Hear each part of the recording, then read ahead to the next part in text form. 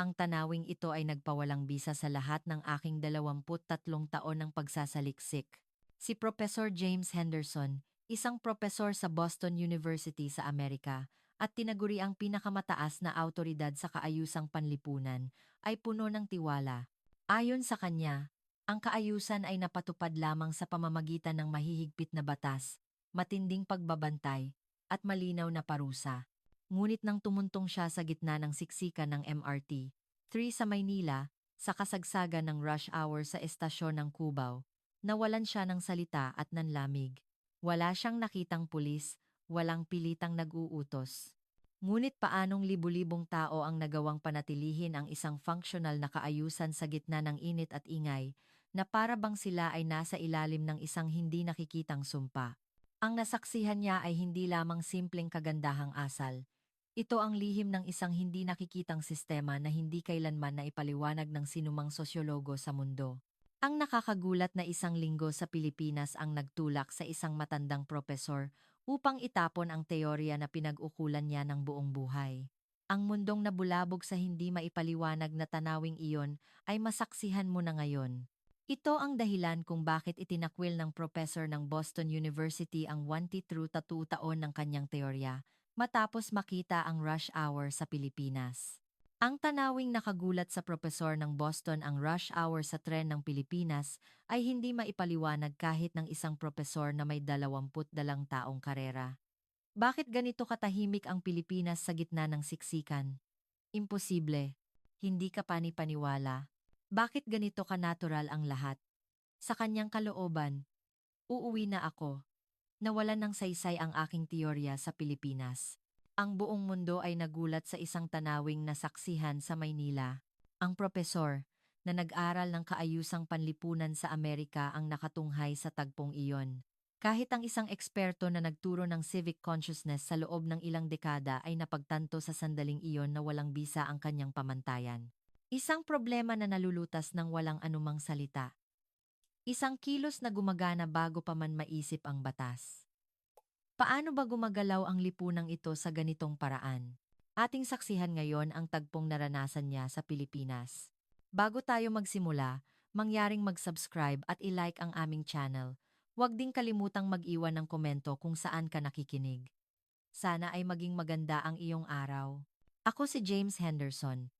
Nagturo ako ng public ethics at sosyolohiya sa Boston University sa loob ng 13 taon. Ang aking resume ay may 30 na libro at ang titulo ng Top Civic Consciousness Expert ng Amerika. Sinasabi ng aking mga estudyante na nag-iiba ang pananaw nila sa mundo matapos nilang kunin ang aking klase, ngunit maging tapat ako. Nagdududa ako sa aking sariling pananaliksik. Ito ay nagsimula mga 2 taon na ang nakalipas. Ang dahilan ay simple. Napagtanto kong ang teorya na itinaguyod ko sa loob ng mahigit 20 taon ay hindi gumagana sa totoong buhay. Ang aking espesyalidad ay ang behavioral patterns ng mamamayan sa mga pampublikong lugar. Sa madaling salita, pinag-aaralan ko kung paano kumikilos ang mga tao kapag sila ay kasama ng mga estranghero sa MRT, sa paliparan, o sa mga shopping mall. Ang mga lugar na iyon ang aking laboratorio. Malinaw ang aking conclusion. Ang civic consciousness ay binubuo ng 3 elemento: malinaw na batas, angkop na parusa, at pagbabantay. Kapag kumpleto ang 3 ito, susunod ang mga tao sa kaayusan. Ito ay isang lohikal, napatunayang teorya na angkop sa mga lipunang kanluranin. Ang problema ay hindi gumana ang teoryang ito, kahit sa sarili kong lungsod sa Boston. Noong nakaraang taglagas, sumali ako bilang consultant sa Boston Subway Improvement Project. Gumastos ang lungsod ng $2 milyong para sa isang civic consciousness campaign. Nagdikit kami ng mga poster, nagparami ng mga anunsyo, at naglagay ng mga enforcement personnel. Ayon ito sa aking teorya. Pagkalipas ng 6 na buwan, lumabas ang resulta, walang pagbabago. Ang mga tao ay nakatayo pa rin sa harap ng pinto, maingay na nakikipag-usap, at nagkakalat. Professor, ano po ba ang problema? Hindi ako makasagot. Ayokong aminin na mali ang aking teorya. Noong panahong iyon, may dumating na email mula sa Pilipinas. Imbitasyon ito para maging keynote speaker sa isang internasyonal na kumperensya sa University of the Philippines tungkol sa kontemporaryong civic consciousness at pampublikong kaayusan. Karaniwan, tatanggihan ko ito hindi ang aking specialty ang mga kaso sa Asya. Ngunit may kakaiba akong naramdaman. Ito ay dahil sa isang larawan ng tren sa Maynila na kalakip ng email. Oras ng siksikan, ngunit ang mga tao ay nakapila. Walang security guard, walang anunsyo. Photoshop siguro, naisip ko. O isang espesyal na staging. Ngunit naengganyo ako. Totoo ba ang larawang iyon? Kung totoo, paano iyon nangyayari? Sumagot ako. Tinanggap ko. Ngunit may isang kondisyon. Pupunta ako ng isang linggo, nang mas maaga upang direkta kong obserbahan ang tren sa Maynila. Nang bumaba ako sa Ninoy Aquino International Airport, may hypothesis na ako sa isip. Ang Pilipinas ay isang lipunang nakabatay sa malakas na autoridad at personal connection. May kaayusan, ngunit ito ay resulta ng pilit at hiya, shame, hindi self-regulation. Ilang kasamahan ko ring professor ang nagsabi ng katulad na bagay. Sa limousine bus papuntang hotel, tinanong ko ang driver, talaga bang ganito katahimik ang mga Pilipino? Tumawa lang siya. Tahimik? Ginagawa lang po namin ang normal. Ang sagot na iyon ay nakabalam sa isip ko. Pagkababa ng aking bagahe sa hotel sa Makati, agad akong lumabas. 5:00 ng hapon iyon. Isang lugar ito na puno ng tao, halos kasing dami ng Times Square sa New York, ngunit may kakaibang nangyari. Sa dami ng taong ito, halos wala akong narinig na banggaan o sabi-sabi ng paumanhin. Lahat ay natural na nag-iiwasan. Sinubukan kong tumayo ng sinasadya sa gitna. Sa Boston, sigurado may magrereklamong hoy, tumabi ka. Dito, walang nagsalita. Tahimik lang akong inikutan. Para bang natural na iwasan nila ang hadlang. Kakaiba, bulong ko. Nagpasya akong simulan ang seryosong obserbasyon. Ang unang pupuntahan ko ay malinaw, ang tren sa Maynila, oras ng siksikan. Ang oras at espasyo kung saan ang mga tao ay pinakapagod at pinakanegatibo. Kinabukasan, 6:00 ng gabi, nakatayo ako sa platform ng MRT, 3 sa North Avenue. Ngunit ang nasaksihan ko ay lubos na iba sa inaasahan ko. Sa loob lamang ng unang 30 segundo, hindi ito ang sistemang alam ko. Ang platform ay mas masikip kaysa sa inaasahan ko na sa gitna ng rush hour. Ang mga tao ay bumaba sa hagdan ng may mabilis na paggalaw. Mga office worker na nakasuit, mga estudyante, at mga may malalaking bag lahat nagmamadali. Magandang posisyon para mag-obserba. Binuksan ko ang notebook at tumingin sa relo. 2 minuto bago dumating ang susunod na tren. Sa Boston, ito ang sandali ng pinakamatinding gulo magtutulakan na ang mga tao sa harap ng pinto. Naghanda ako. Malapit na ang siksikan, ngunit may kakaibang nangyari. Nagmamadali sila, ngunit walang nagtutulak. Walang tunog ng mga bag na nagbanggaan, at walang sumisigaw ng tabi. Lahat ay tahimik. Sa simula, naisip kong nagkakamali lang ako. Dumating ang tren. Bumukas ang mga pinto, at nagsimulang bumaba ang mga tao. Sa Boston, sa sandaling ito, magbabanggaan ang mga nasa labas at ang mga lalabas. Magtutulakan at maghahalikan. Ngunit dito, hindi nangyari iyon. Kapag may lalabas, natural na lumalapad ang mga naghihintay, nagbibigay ng gitna. Walang nag-utos, walang guhit sa sahig. Gumalaw sila na para bang may isang hindi nakikitang batas. Mabilis akong sumulat sa aking notebook, voluntaryong pag-adjust ng espasyo. Walang utos, walang verbal na senyales. Matapos makababa ang lahat, nagsimula na ang pagsakay. Sumama ako. Gusto kong maranasan mismo. Ang loob ng coach ay siksikan na, ngunit patuloy ang pagpasok ng mga tao. Sa Boston, may sasaway na pumasok pa. Pwede pa, o may mag-aanunsyo. Ngunit walang salita. Sa halip, ang mga tao ay dahan-dahang gumagalaw patungo sa loob. May natural na naglipat ng bag sa harap, may nagpalit ng hawak sa strap. Ang espasyo ay nagre-reconfigure mismo. Ano ito? Bulong ko sa sarili. Ang teorya na pinag-aralan ko sa loob ng 23 taon ay hindi makapagpaliwanag sa sitwasyong ito. Walang pilit, walang gabay. Ngunit nananatili ang kaayusan. Nagpatuloy ako sa pag-obserba sa sumunod na 2 estasyon. Ang mga ekspresyon ng mukha ng mga tao, ang paraan nila ng pagtingin. May isang bagay akong napansin. Walang nakatingin sa mata. Nakatingin sa kanilang cellphone, sa bintana, o nakayuko. Ngunit sa parehong pagkakataon, ang lahat ay aware sa kanilang paligid. Kung may bababa, nag-adjust sila para bigyan ng daan. Kung may maapektuhan, kumikilos sila para magbigay ng distansya. Ito ay kooperasyon na walang salita. Silent cooperation. Isang paraan na hindi ko pa nakikita kailanman. Itinigil ko ang pagmememo at nanood lang. Gusto kong kumpirmahin kung totoo ba ito. Baka nagkataon lang. Baka ngayong araw lang nagkasama-sama ang mga may magandang asal? Sa estasyon ng Taft Avenue, sinadya kong magkamali. Isang eksperimento bilang isang mananaliksik. Nang bumukas ang pinto, nagkunwari akong bababa, at bigla akong huminto, ganap kong hinarangan ang daloy. May hindi bababa sa 10 tao sa likod ko.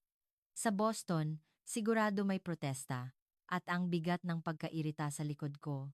Inaasahan ko ang pagsay o isang banayad na tapik sa balikat. Ngunit walang nangyari. Tumigil ang mga yapak sa likod ko. Pansamantalang huminto ang paggalaw. At dahan-dahan, sobrang dahan-dahan, ang isang tao sa likod ko ay tumabi. Pagkatapos, ang iba ay natural na nag-adjust ng kanilang puwang. Sa sandaling iyon nanindig ang aking balahibo. Hindi ito resulta ng training. Hindi ito enforced order. May isang bagay na mas malalim ang gumagana. Nagmadali akong lumabas ng tren. Umupo ako sa isang bench at binuksan muli ang notebook. Kailangan kong ayusin ang nasaksihan ko. Walang salita, walang visual na senyales. Paglutas sa konflikto bago pa ito magsimula, nanginginig ang kamay ko habang hawak ang panulat. Hindi sa tuwa, kundi sa takot, dahil naging sigurado ako na ang teorya na binuo ko ay walang silbi rito. Dumating ang susunod na tren. Tumayo akong muli at nagpatuloy sa pag-obserba. Kailangan kong kumpirmahin kung nagkataon lang ba ang nakita ko kanina. Ngunit pareho ang nangyari. Hindi, mas nakakagulat pa. Kahit mas marami ang tao, inulit ang parehong pattern. Doon ko lang napagtanto, hindi ito aksidente. Malinaw na may gumaganang sistema na hindi ko alam. Ngunit hindi pa ako nakakumbinsi. Bilang isang mananaliksik, bawal ang mabilis na konklusyon. Kailangan kong mag-obserba pa. Baka espesyal lang ang araw na ito. Isinara ko ang notebook at sumakay muli. Patungo sa ibang linya. LRT. 1. Gusto kong makita kung pareho ang pattern sa ibang ruta. Ngunit sa susunod na estasyon, nang bumukas ang pinto, ang tagpong nakita ko ay mas mahirap intindihin kaysa kanina. Sa loob lang ng 3 segundo, estasyon ng Baklaran. Nang bumukas ang pinto, 3 bagay ang nasaksihan ko. Una, isang matandang babae na may malaking bayong. Shopping bag ang sumasakay. Pangalawa, isang babae sa harap ko ang nagmamadaling bumaba. Pangatlo, may hindi bababa sa 20 tao sa likod ko ang naghihintay sumakay. Sa Boston, ito ay magiging agarang gulo. Magtutulakan tungkol sa kung sino ang mauuna, sino ang may priority. Baka may sumaklolo pang station attendant. Ngunit sa loob ng 3 segundo, lahat ay naayos. Ang babae ay naunang bumaba mabilis, ngunit hindi tumakbo. Nang tuluyan siyang makalabas, ang matanda ay dahan-dahang sumakay. Samantala, ang mga tao sa likod ay umuurong ng isa-isang hakbang para gumawa ng espasyo. Nang tuluyan nang nakapasok ang matanda, saka lang nagsimulang sumakay ang iba. Paayon sa pila, walang tulakan, walang pagmamadali. Nakatitig lang ako. Walang nag-utos, walang anunsyo. Para bang lahat sila ay nagbasa ng iisang script. Paano nangyari ito? Hindi ako makapagsalita. Hindi ko alam kung ano ang isusulat sa notebook. Wala sa aking ulo ang theoretical framework para ipaliwanag ang sitwasyong ito. Umalis ang tren at nanatili akong nakatayo. Sa pagkakataong ito, nag-focus ako sa karanasan kaysa sa obserbasyon. Gusto kong maging bahagi ng sistemang ito. Ang susunod na estasyon ay Vito Cruz. Kahit hindi rush hour, marami pa rin ang tao. Bago bumukas ang pinto, sinadya kong tumayo sa harapan. Posisyon kung saan makakaharap ko ang mga bababa. Sa Boston, ang ganitong posisyon ay nagiging sanhi ng pagkairita. Sasabihin nilang tabi. O, sa mas masahol, tutulakin ka. Inaasahan ko ang reaksyon na iyon. Hindi, sa totoo lang, gusto ko ang reaksyon na iyon. Gusto kong kumbinsihin ang sarili ko na pare-pareho lang ang mga tao sa lahat ng dako. Kung hindi komportable, magpapahayag sila. Bumukas ang pinto. Ang mga taong bababa ay nasa harap ko. May isa sa kanila ang nag-aalangan saglit. May sasabihin na ito, naisip ko. Ngunit wala siyang sinabi. Sa halip, bahagyan niyang inilipat ang tingin sa gilid at tahimik siyang dumaan sa kaliwang espasyo ko. Ganoon din ang iba. Natural na nag-agos, pakanan at pakaliwa. Sa proseso, sumagi ang bag ng isang tao sa balikat ko isang daplis lang. Sa Boston, isa lang iyon sa mga normal na contact.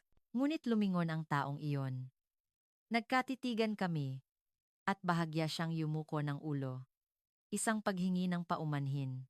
Sa sandaling iyon, parang may sumikip sa dibdib ko. Hindi ko maipaliwanag ang dahilan. Isang pakiramdam lang na may mahalagang bagay akong nakikita na hindi ko napansin noon. Muling sumara ang pinto at umalis ang tren. Nakatayo ako, nakahawak sa strap at muling inobserbahan ang mga tao sa paligid. Ngayon, sa ibang anggulo, ang kanilang mga mukha. May mukhang pagod, may inaantok, may abala sa cellphone, iba-iba sila. Ngunit iisa ang pagkakatulad, ang bawat isa ay nagsisikap na i-minimize ang kanilang sariling espasyo. Inilalagay ang bag sa harap ng katawan, idinidikit ang braso, at nakayuko para hindi magtama ang tingin. Hindi ito pagpapakita ng pagkaapi. Sa halip, ito ay pag-aalangan consideration at pag-aalala, kere. Kung hindi ako kukuha ng maraming espasyo, mas komportable ang katabi ko. Tila automatikong gumagana ang ganitong pag-iisip. Nagtaka ako. Kailan pa nagsimulang kumilos ng ganito ang mga taong ito? Sino ang nagturo sa kanila? O natural lang ba itong natutunan? Sa estasyon ng rekto, sumakay ang grupo ng mga estudyante sa high school, mga 10 sila. Inasahan kong magiging maingay. Sa Amerika, ang mga ganoong edad ay karaniwang maingay at nagkakagulo. Ngunit tahimik sila. Nakikipag-ugnayan sa pamamagitan ng tingin at paminsan-minsan ay nagbubulungan. Kapag tumatawa, tinatakpan nila ang kanilang bibig. Pinipigilan ba sila? Iyan ang naisip ko sa simula. Ngunit sa tingin sa kanilang mga mukha, hindi. Ito ay natural. Para bang humihinga o umiinom ng tubig, natural lang na kumilos ng ganoon. Doon ko lang nagsimulang maintindihan. Hindi lang ito usapin ng isang magandang asal na lipunan. May mas structural pa rito. Hindi dahil sa mabait ang mga tao, kundi dahil alam nilang ang paraang ito ang pinaka-epektibo para sa lahat. Kung ang isang tao ay maingay, 10 tao ang maiinis. Kung ang isang tao ay kukuha ng maraming espasyo, 5 tao ang sisikip. Kaya, ang lahat ay nag-adjust ng bahagya. Walang salita, walang pilit. Dahil ito ang rasyonal. Nang bumalik ako sa estasyon ng North Avenue, iba na ang aking tingin. Hindi na katulad ng 2 oras kanina. Hindi na ako simpleng tagamasid. Ako na ay isang estudyanteng unti-unting nakakaintindi sa prinsipyo ng paggalaw ng sistemang ito. Lumabas ako ng platform at umupo muli sa bench. Binuksan ko ang notebook, ngunit hindi ako makasulat. Nanginginig ang aking kamay. Hindi sa kaba, kundi sa takot at pagkamangha. Dahil ang teorya ng civic consciousness na itinuro ko sa loob ng 23 taon ay hindi gumagana rito. Walang batas, walang parusa, walang pagbabantay, ngunit nananatili ang kaayusan. Hindi na angkop ang salitang kaayusan. Ito ay pag-adjust, hindi pilit kundi voluntaryo. Sa sandaling iyon, may matandang lalaki sa tabi ko ang dumaan. May dala siyang mabigat na bagahe at halatang nahihirapan. Kusang loob akong tatayo sana para tumulong. Ngunit bago pa ako makakilos, isang nakababatang lalaki ang lumapit sa tabi niya at kinuha ang bagahe. Walang isang salita. Ang matanda ay tumango lang, at ang lalaki ay naglakad kasama siya patungo sa hagdan. Nakatingin lang ako. May isang ideya ang pumasok sa isip ko. Paano natutunan ng mga taong ito ang ganitong paraan ng pagkilos? Noong gabing iyon, sa aking hotel, hindi ako makatulog. Binuksan ko ang notebook para ayusin ang mga nakita ko. Ngunit tuwing hahawakan ko ang panulat, humihinto ako. Hindi ko alam kung paano ipapaliwanag. Ang aking research methodology ay malinaw. Obserbasyon, paghahanap ng pattern, pagsusuri ng sanhi, theorization. Sa loob ng 23 taon, ito ang aking sequence. Ngunit ngayon, natigil ako sa pangalawang hakbang. Mga 2:00 ng madaling araw, binuksan ko ang aking laptop. Binasa ko muli ang paper na inilabas ko 2 taon na ang nakalipas. Pagsusuri ng civic behavior sa pampublikong transportasyon.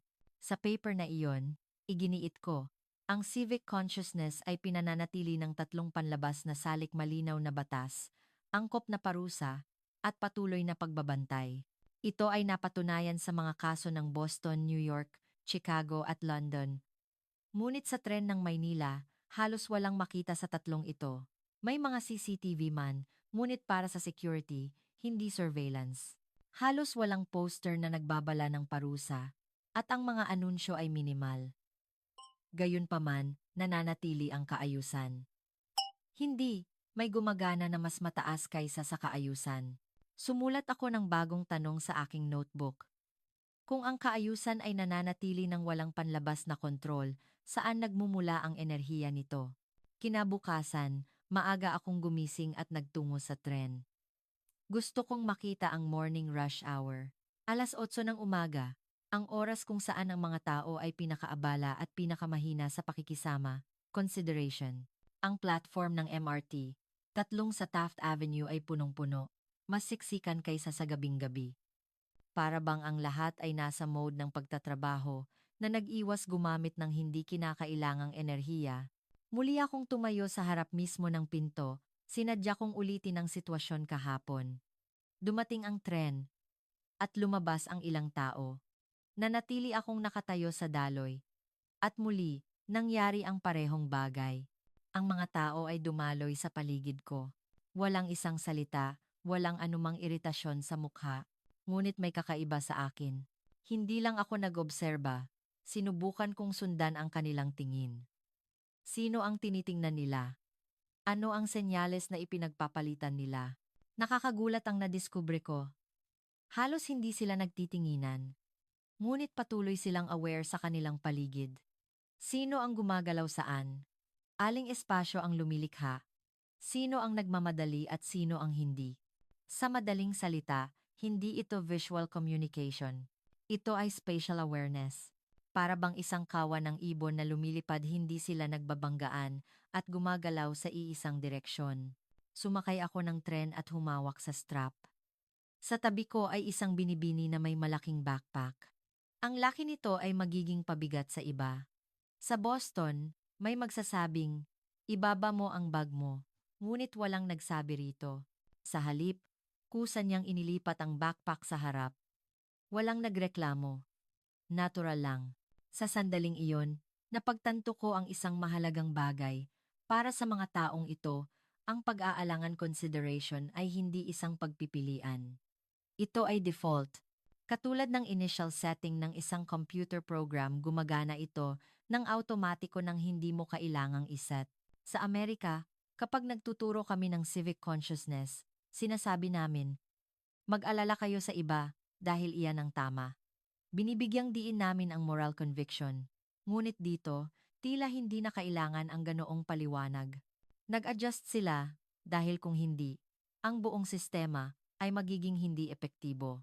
Nag-adjust sila hindi dahil sa moralidad, kundi dahil sa katwiran. Rationality. Sa estasyon ng Buendia, nasaksihan ko ang isa pang tagpo. Bumukas ang pinto, at isang lalaki na may tulak-tulak na stroller ang sumakay. Ang loob ay siksikan na. Sa Boston may magsasabing, maghintay na lang kayo ng susunod. Nakita ko na iyon sa New York. Ngunit dito, iba ang nangyari. Ang mga tao sa loob ay dahan-dahang lumipat. papasok pa sa loob. Walang nag-utos, walang anunsyo, at nagawa ang espasyo para makapasok ang stroller. Walang kahit isang salita sa proseso. Ang lalaki na may stroller ay hindi rin nagpasalamat. Tahimik siyang pumasok at humawak sa handrail tulad ng iba. Kakaiba. Sa Amerika, kahit papaano, thank you ang sasabihin.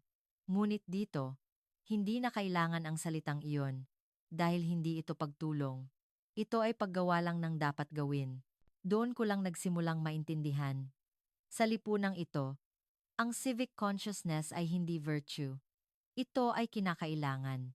Isang essential element para gumana ng maayos ang lipunan. Pagkababa ko sa estasyon ng Vito Cruz, umupo ako sa isang coffee shop sa loob ng estasyon. Nag-order ako ng kape at binuksan muli ang notebook. Ngayon, marami akong isusulat. Ang civic consciousness ng Maynila ay nagmumula sa panloob na pagkakasundo, hindi panlabas na kontrol. Ang pag-aalangan ay epektibong pagpipilian, hindi moral na pagpipilian.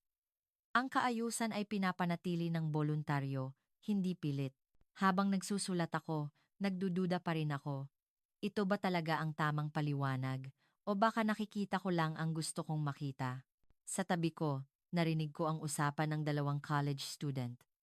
Siyempre, maingay. Nakikinig ako. Nagtatawanan ang mga estudyante, ngunit mahalaga ang laman ng usapan. Ang social scrutiny ay gumagana. Hindi legal na parusa, kundi ang tingin ng kapwa, the look of the fellow citizen. Ang konsepto ng hiya-shame sa publiko. Doon nagtugma ang mga puzzle pieces. Ang lipunang ito ay gumagalaw, hindi sa pilit, kundi sa pressure ng pag-asa at ang tingin sa isa't isa. Ngunit mayroon pa ring hindi maipaliwanag. Saan nagsimula ang pressure na ito? Sino ang unang gumawa ng ganitong pamantayan? At paano nagkasundo ang buong populasyon sa parehong pamantayan? Sa ikatlong araw, umulan ng malakas. Wala akong dalang payong. Maaraw pa nang lumabas ako ng hotel, ngunit biglang bumuhos. Tumakbo ako sa ilalim ng awning ng isang tindahan. Sa tabi ko, may ilang tao ring nakasilong. Lahat kami ay mukhang naabutan ng ulan. Sa sandaling iyon, may isang lalaking nasa edad bat a 40 ang lumabas sa convenience store. May dala siyang 3 payong. At walang sabi-sabi, iniabot niya sa amin ang tig-isa. Inabot ko. Magkano? Tanong ko. Inakala kong dapat akong magbayad. Ngunit umiling siya. Huwag na po. Gamitin niyo na lang. At umalis siya. Nakatingin lang ako sa kanya. Ganoon din ang iba. Sa Boston, halos hindi ito mangyayari. Kung mangyari man, magiging news ito. Isang nakakaantig na kuwento. Ngunit dito, walang nagkuha ng litrato, walang nagpost sa social media. Tinanggap lang nila. Ah, nangyayari pala iyon, ganyan ang ekspresyon nila. Naglakad ako, hawak ang payong, at nag-isip. Bakit niya iyon ginawa? Kagandahang asal ba? O may ibang dahilan? Doon ko napagtanto. Hindi siya tumulong. Nilutas niya ang isang problema. May mga taong nababasa. At may paraan siyang lutasin iyon. Kaya ginawa niya. Hindi para sa moral satisfaction, kundi para alisin ang inefficiency ng sitwasyon.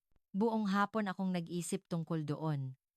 Naalala ko ang daan-daang libro sa bookshelf ko, mga aklat, na nagpapaliwanag ng civic consciousness bilang isang personal virtue.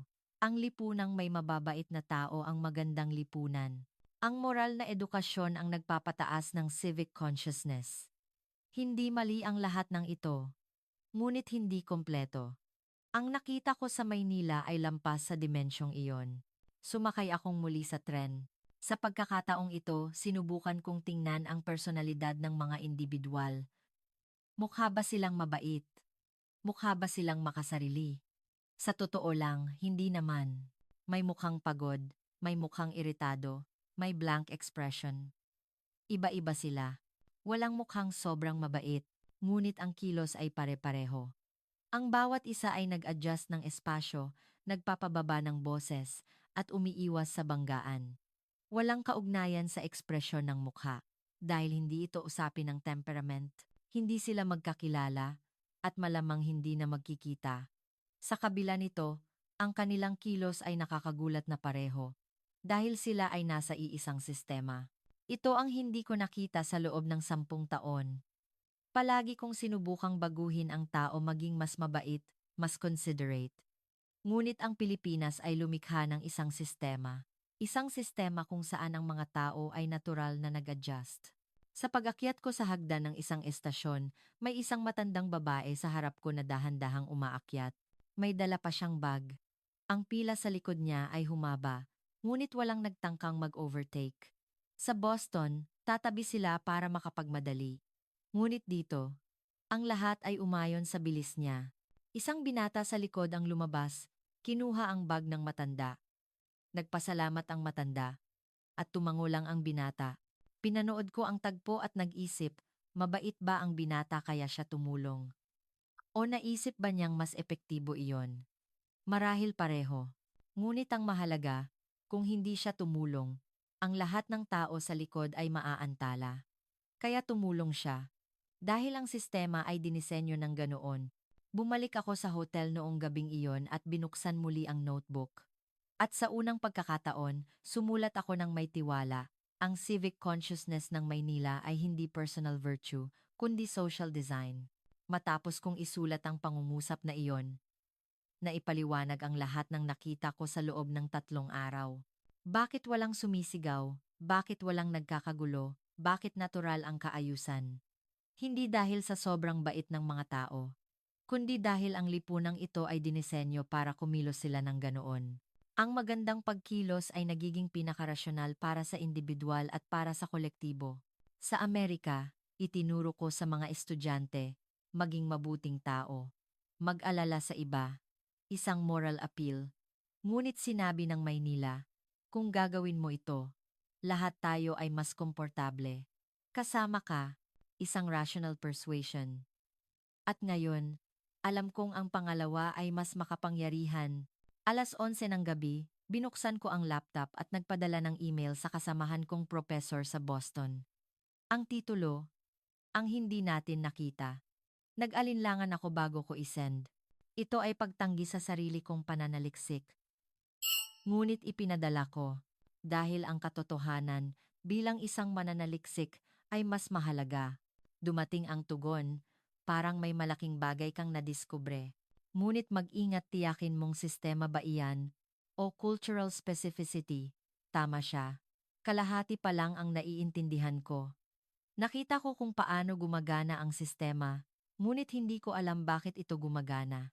Kaya, kinabukasan, hindi ako nagtungo sa tren, kundi sa ibang lugar. Kailangan kong hanapin ang pinagmulan ng sistemang ito. Kinaumagahan, nakatayo ako sa harap ng isang elementarya sa Maynila. Hindi aksidente. Sa loob ng gabi, nag-isip ako, saan nagsimula ang sistemang ito? Baka makikita ko ang proseso, hindi lang ang tapos na produkto. 8:00 ng umaga, oras ng pasukan. Ang mga bata ay naglalakad. Umupo ako sa isang cafe at tumingin sa labas.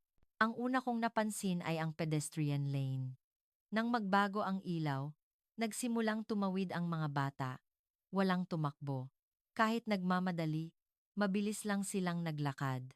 Sa harap ng elementarya sa Boston, tatakbo ang mga bata, sasaway ang mga guro. Ngunit dito, hindi na kailangan ng utos. Ang pangalawa, ang school supply store sa loob ng eskwelahan. Nang may batang nagtangkang sumingit, tahimik na itinuro ng kaibigan niya ang likod. Ang bata ay nagsorry at pumunta sa likuran. Walang gulo. Natural.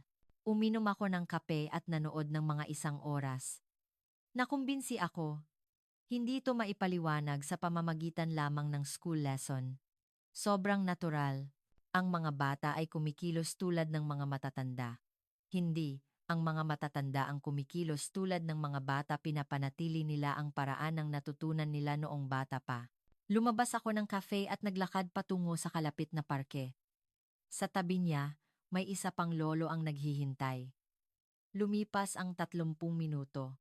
Nang matapos ang una, nagsimulang gumamit ang pangalawa. Walang usapan. Walang, tapos na po ba? O sige, ikaw na. Ang turn lang ang sinunod. Borsigis 7. Ang turn lang ang sinunod. Umupo ako sa bench at binuksan ang notebook. Sumulat ako, parehong pattern, walang kaugnayan sa edad. Mula 18 taong gulang hanggang 80 taong gulang. Sa sandaling iyon, may kuryente akong naramdaman. Hindi sa takot, kundi sa pagkamangha. Ang sistemang ito ay hindi binuo sa isang henerasyon. Mas matanda pa, lumabas ako ng parke at sumakay ng taxi. Tinanong ko ang driver, kailan pa naging ganito kaorganisado ang Maynila. Sa aking sirang Filipino, tumawa siya.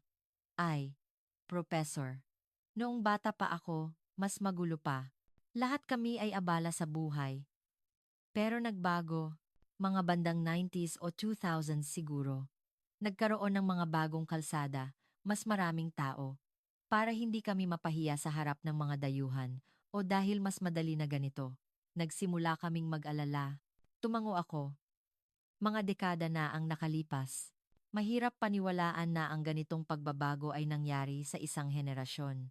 Nang hapong iyon, nagtungo ako sa National Library. Naghanap ako ng mga librong nakasulat sa Ingles tungkol sa Pilipinas, sosyolohiya, kultura, kasaysayan. May isang libro akong napansin. Ang pagbabago ng Maynila, mula sa kaguluhan tungo sa kaayusan. Binuksan ko ang libro. Nagulat ako. May mga larawan ng Maynila noong 1960s at 70s. Mas kaunti ang tren, masikip ang kalsada, ang mga tao ay nakatayo ng walang kaayusan. Ngunit ang mga larawan noong 2000s ay iba. Ang Maynila na nakikita ko, malinis, maayos, at organized. Nakakagulat na ang ganitong pagbabago ay nangyari sa ilang dekada lamang. Doon ko napagtanto, hindi ito natural na nangyari. May sadyang gumawa nito. Ang gobyerno, ang sektor ng edukasyon, o marahil ang mga mamamayan mismo. Ngunit malinaw, ito ay resulta ng effort. Isinara ko ang libro at lumabas. Ngayon, iba na ang tingin ko sa Maynila. Nang malaman kong hindi lang ito aksidenteng nangyari, mas lalo ko itong ginagalang. Naglakad ako sa isang mataong lugar. Pinagmasdan ko ang mga tao. Ang mga tourist at ang mga local ay magkasama, ngunit malinaw ang pagkakaiba. Ang mga tourist ay humaharang sa daan, maingay, ngunit ang mga local ay tahimik na umiiwas. Hindi iritado. Para bang hindi nila alam, kaya okay lang. Nakita ko ang isa pang bagay. Toleransya. Hindi pilit ang sistemang ito. Hindi nito pinarurusahan ang mga hindi sumusunod. Gumagana lang ito ng kusa habang pinapayagan ang mga exception. Noong gabing iyon, dumalo ako sa isang pre-conference dinner. Nakasama ko ang mga propesor sa Pilipinas. Sa hapunan, nagtanong ako, paano naging ganito kataas ang civic consciousness sa Pilipinas? Tumawa ang isang propesor. Mataas? Pakiramdam namin, kulang pa kami. Nagulat ako. Kulang. Sa nakita ko, halos perpekto na. Ay, hindi. May mga tumatawag pa rin ng malakas sa tren, may sumisingit, mahaba pa ang daan. Mas lalo akong nagulat sa sagot niya. Para sa kanila, ang kanilang narating ay normal. At naghahanap pa sila ng mas mataas na pamantayan. Sa Amerika, ipinagmamalaki namin ito, magsulat ng libro, magbigay ng lecture, ngunit ang Pilipinas ay patuloy lang. Noong gabing iyon, binago ko ang aking conference presentation. Itinapon ko ang lahat ng inihanda ko. Sa halip, inayos ko ang nakita ko sa loob ng ilang araw.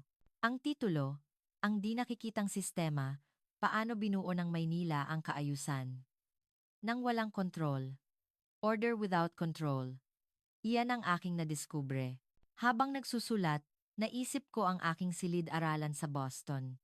Ang sarili ko na nagpapaliwanag ng civic consciousness sa mga estudyante. Pag-uwi ko, kailangan kong sabihin ang kuwentong ito, na ang teorya na itinuro ko sa loob ng 23 taon ay hindi kompleto, na hindi sapat ang batas, parusa, at pagbabantay, na ang totoong civic consciousness ay nagmumula sa sistema, at ang sistemang iyon ay kayang gawin. Ngunit kasabay nito, natatakot ako. Maaari ba itong i-apply sa Amerika? Iba ang kultura, iba ang kasaysayan. Posible ba? Hindi ko alam ang sagot. Ngunit sa tingin ko, kailangan kong subukan.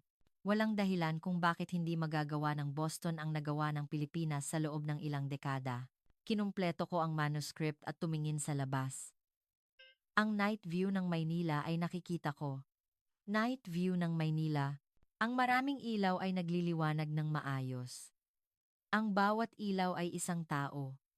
At ang lahat ng taong iyon ay bahagi ng sistemang ito. Hindi pinilit, kundi pinili.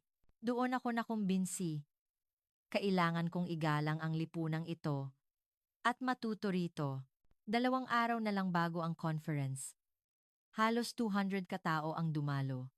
Mga propesor sa Pilipinas, mga mananaliksik, mga graduate student. Tumayo ako at binuksan ang aking slide. Ang unang slide, larawan ng subway sa Boston. Siksikan, magulo, at nagtutulakan. Ang pangalawa, larawan ng tren sa Maynila. Parehong oras, parehong dami ng tao, ngunit ibang-iba ang vibe. Sa loob ng 1 linggo, napilitan akong isulat muli ang aking buhay sa pananaliksik. Ganoon ako nagsimula. Nagulat ang mga nakikinig. Ako, isang sikat na eksperto sa civic consciousness, ay tinatanggihan ang sarili kong pananaliksik. Sa loob ng 40 minuto, nagtalumpati ako. Ang nakita ko, ang napagtanto ko, at kung bakit hindi kumpleto ang umiiral na teorya. Tahimik ang lahat. Nang matapos ang talumpati at magsimula ang question and answer, isang professor sa Pilipinas ang nagtaas ng kamay. Professor, isang kawili-wiling obserbasyon. Ngunit may isang tanong ako, sinasabi mong sistema ito. Maaari ba itong i-apply sa ibang lipunan? Nag-alinlangan ako. Yan mismo ang tanong ko. Sa totoo lang, hindi ko alam. Ngunit hindi ko rin masasabing imposible. Narinig ko na hindi rin ganito ang Pilipinas noon. Tumango ang propesor. Tama, binuo rin namin ito. Hindi ito naging madali. Ang sagot na iyon ang nagbigay sa akin ng pag-asa. Kung nabuo ito, ibig sabihin, maaari ring buuin sa ibang lugar. Matapos ang conference, nakipagkape ako sa ilang propesor. Ang nakita mo ay ang magandang bahagi, ngunit may pressure din sa likod nito. Nakikinig ako. Halimbawa, ang kultura ng takot na maging kakaiba. May kasabihan kami na ang sumasabit, binabato. Kung gagawa ka ng kakaiba, tatanggalin ka. Kaya, marami ang nagtatago ng kanilang opinyon. Hindi laging maganda ito. Isang mahalagang punto. Sa loob ng 1 linggo, ang positibong bahagi lang ang nakita ko. Hindi ko naisip ang cost ng sistemang ito. Salamat. Iyan ang bahagi na hindi ko nakita. Huwag po. Mahalaga rin ang inyong pananaw. Dahil nakita niyo ang bago sa bagay na itinuturing naming normal. Nang hapong iyon, sumakay akong muli sa tren. Ito ang huli kong pagsakay. Bukas ng umaga, babalik na ako sa Boston. MRT, 3 North Avenue. Ang lugar kung saan ako unang nag-obserba. Tumayo ako sa parehong puwesto. Ngunit lubos na iba ang aking nakita. 1 linggo na ang nakalipas, gulo ang tingin ko. Ngayon, parang isang perpektong sayaw. Ang mga tao ay gumagalaw ng napaka-epektibo nang hindi nagbabanggaan. Bumukas ang pinto, at bumaba ang mga tao. Muli kong sinadya ang tumayo sa harap ng pinto. Ngunit iba na ang nangyari. Habang umiiwas ang mga tao sa akin, gumagalaw din ako ng bahagya. Natural. Sa loob ng 1 linggong pag-obserba, natutunan na ng aking katawan ang sistemang ito. Doon ko napagtanto. Ang sistemang ito ay hindi nagpipilit, ngunit nagtuturo. Kahit sa maikling exposure, ang mga tao ay natural na umaangkop. Sa loob ng tren, tumingin ako sa paligid. Isang tanawin na nakita ko ng di mabilang na beses. Ngunit iba na ang tingin ko ngayon. Ang pagod na office worker ay may backpack pa rin sa harap. Ang inaantok na estudyante ay nag-iingat na hindi sumandal sa iba. Ang babaeng nakatingin sa cellphone ay walang volume. Ang lalaking nakikipag-usap ay binaba ang boses. Ang lahat ay pagod, may kani-kanilang problema, ngunit ang minimal consideration na ito ay nananatili. Naalala ko ang mga estudyante ko. Professor, makasarili ang mga tao. Paano sila magkakaroon ng civic consciousness? Ngayon, Pakiramdam ko, makakasagot na ako. Makasarili ang tao, ngunit rasyonal din. Kung alam nila na ang kooperasyon ay magiging benepisyo para sa lahat, makikipagtulungan sila. Sa estasyon ng Cubao, may isa pang tagpo. Isang nanay na may stroller ang sumasakay. Sumabit ang gulong sa gap ng pinto. Ang nanay ay nag-aalala. Papasarado na ang pinto. Sa sandaling iyon, isang lalaki sa tabi ang mabilis na binuhat ang stroller. Sa kabilang banda, isa pang tao ang hinarang ang pinto. Ligtas na nakapasok ang stroller at sumara ang pinto. Walang usapan. Nagpasalamat ang nanay at tumangulang ang dalawa at bumalik sila sa kani-kanilang pwesto. Nang makita ko iyon, naiyak ako. Mahirap ipaliwanag ang dahilan. Isang pakiramdam lang ng kasiyahan dahil lubos ko nang naiintindihan kung paano gumagalaw ang lipunang ito. Pagkababa ko sa estasyon ng Recto, dahan-dahan akong naglakad sa platform. Tiningnan ko ang mga karatula sa dingding. Makiisa. Sundin ang tamang asal. Isang linggo na ang nakalipas, pakiramdam ko, utos ito, ngunit ngayon, iba. Ito ay pagpapatibay. Ginagawa natin ito, hindi ba? Oo. Ganoon ang pakiramdam. Habang umaakyat ako sa hagdan, nag-isip ako, maari ba itong i-apply sa Boston? Sa totoo lang, hindi ako sigurado.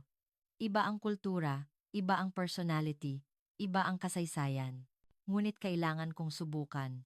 Kung nagawa ng Pilipinas, kaya rin ng ibang bansa, kahit tumagal pa. Noong gabing iyon, huli akong nag-ayos ng gamit. Binuksan ko ang notebook habang inilalagay ko sa bag. Puno ng sulat ang isang linggo. Ang unang pahina, may kaayusan, ngunit hindi sa paraang alam ko. Ang huling pahina, ang civic consciousness ay maaaring gawin. Ngunit hindi pilit. Maaari sa pamamagitan ng sistema. Isinara ko ang notebook at tumingin sa labas. Ang mga ilaw ng Maynila ay nagliliwanag pa rin. Aalis na ako bukas. Ngunit ang alaala na ito ay magtatagal. Hindi lang alaala. Magbabago ito sa direksyon ng aking pananaliksik. Ang aking klase. Ang aking buhay. Humiga ako at nag-isip, ano ang gagawin ko bukas? Ang sagot ay nakahanda na. Sa daan papuntang Paliparan kinaumagahan. May 2 oras pa bago ang oras ng bus. Nagdesisyon akong mag-check out sa hotel at sumakay muli sa tren. North Avenue papuntang Cubao. At pabalik. Hila-hila ko ang aking maleta pababa ng hagdan. Ngunit hindi ko na naramdaman ang pagkailang. Wala na ang kaba o ang distansya ng isang tagamasid. Pakiramdam ko, isa na lang akong individual sa pang-araw-araw na buhay ng syudad.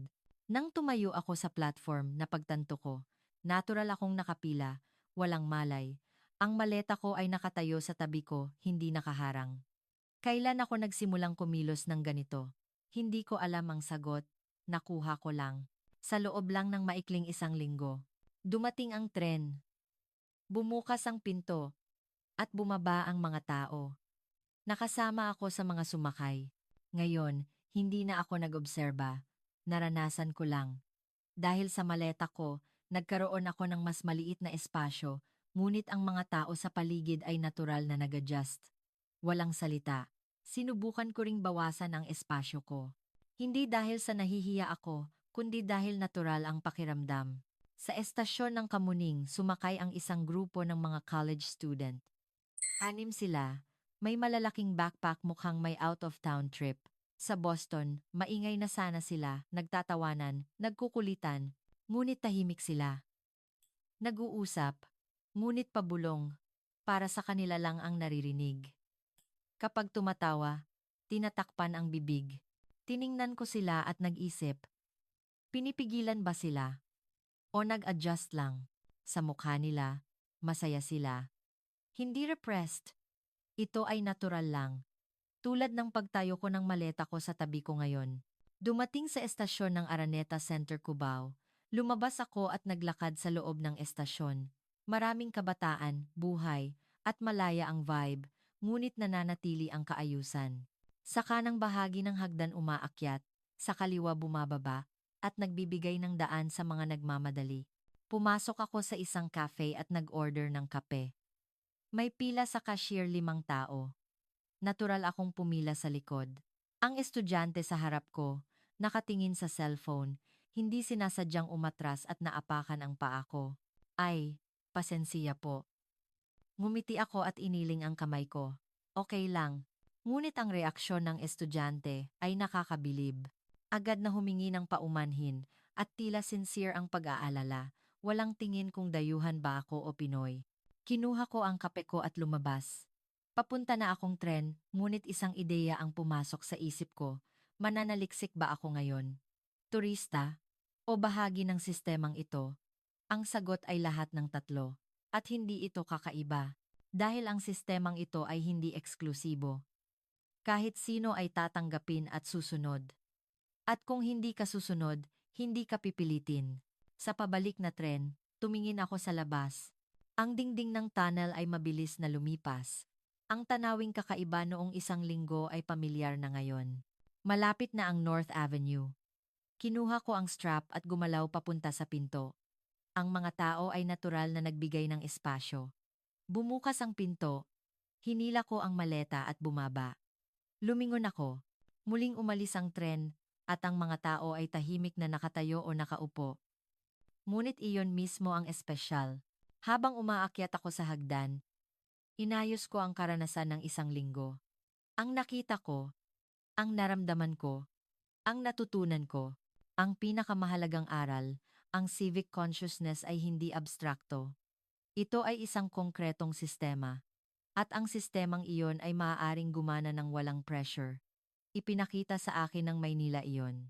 Ang ipinaliwanag ko sa teorya ay nabuhay sa totoong buhay. Nang makalabas ako, ang sikat ng araw ay nakakasilaw. Ang kalsada ay siksikan. Ang mga tao ay abala. Ngunit hindi magulo. Hinila ko ang maleta ko papuntang bus terminal. Kailangan kong pumunta sa paliparan at sumakay ng eroplano pabalik sa Boston. Ngunit ang aking isip ay nag-iisip na ng susunod. Ano ang gagawin ko pagbalik? Paano babaguhin ang aking klase? Paano muling ididesenyo ang aking pananaliksik? At higit sa lahat, paano ko ikukuwento ito sa aking mga estudyante? Ang civic consciousness ay maaaring gawin. Ngunit hindi pilit. Kailangang gawin para mapili ng mga tao. Ipakita na ito ay benepisyo para sa lahat at magbabago sila. Iyan ang sasabihin ko. At ikukuwento ko ang kuwento ng tren ng Maynila. Sa labi ng hotel, huling tumingin ako sa siyudad. Iba ang tingin ko kaysa noong dumating ako 1 linggo na ang nakalipas. Ngayon, alam ko na kung paano gumagana ang siyudad na ito. Hindi perpekto, ngunit naiintindihan ko na ang prinsipyo. At ginagalang ko ito. Ang mga taong gumawa ng sistemang ito. Ang mga taong nagpapanatili nito. At ang mga taong namumuhay sa loob nito araw-araw. Sumakay ako sa bus papuntang Paliparan. Habang lumalayo ang Maynila, mas lalo itong naging malinaw sa aking kalooban. Hindi lang ito mananatiling alaala. Babaguhin nito ang buong direksyon ng aking pananaliksik. Sa eroplano, binuksan ko ang laptop. At sinimulan ko ang unang pangungusap ng aking bagong paper. Mali ang pagkakaintindi natin sa civic consciousness. Hindi ito personal na birtud, kundi social design. Pagdating ko sa Boston, magbabago ang aking silid-aralan. Ang aking pananaliksik, ang aking buhay. Isang train car, 1 linggong obserbasyon. Daan-daang maliliit na sandali ang nagpabago sa akin. Ngayon, masasabi ko, ang kaayusan ay ginagawa. Kahit walang kontrol, kahit walang pilit. Kung ipapaniwala mo sa mga tao na ito ang rasyonal, at pinatunayan iyan ng Pilipinas, na ang isang lipunan ay kayang baguhin ang sarili sa loob ng ilang dekada. Nakikita ko na ang Pacific Ocean sa labas ng bintana. Pagkalipas ng 12 oras, Boston na, ang aking silid-aralan, ang aking research lab, ang mundong ginagalawan ko sa loob ng 23 taon ay naghihintay. Ngunit hindi na ako ang dating James Henderson dahil binago ako ng tren ng Maynila. At ngayon, oras na para ibahagi ang pagbabagong iyon sa mundo. Dito nagtatapos ang kuwento. Kung ang kuwentong ito ay tumagos sa iyong puso, mangyaring mag-subscribe at mag-iwan ng komento. Ang iyong maliit na pakikiramay ay ang aming lakas upang makagawa ng mga kuwento.